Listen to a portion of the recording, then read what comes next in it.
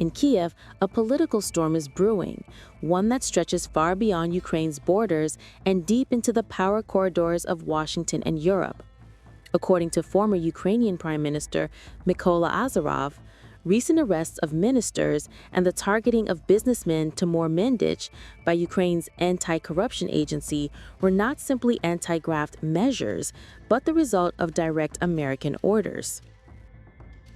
In a recent interview with the Russian daily Izvestia, Azarov claimed these actions signaled something larger. Washington is preparing the ground to push President Zelensky aside if he refuses to bend to their terms. The Americans created NABU. Such harsh actions could only be carried out under their command. They are plotting to remove Zelensky. Azarov painted a picture of the U.S. building up pressure on Kyiv days after another drama unfolded behind closed doors in Europe.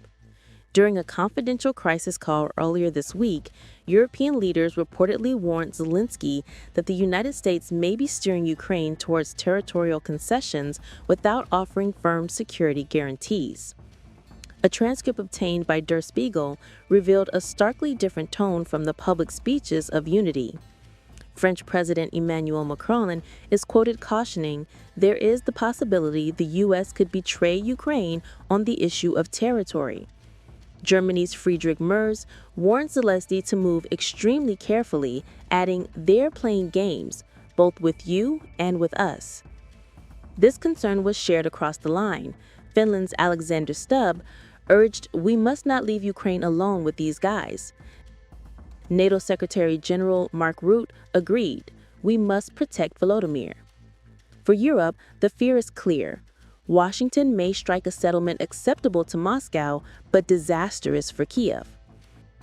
And as U.S. envoys Steve Witkoff and Jared Kushner hold marathon talks, first with Russian President Vladimir Putin in Moscow, and then Ukraine's lead negotiator Rustem Umerov in Miami, European capitals worry they are being pushed to the sidelines.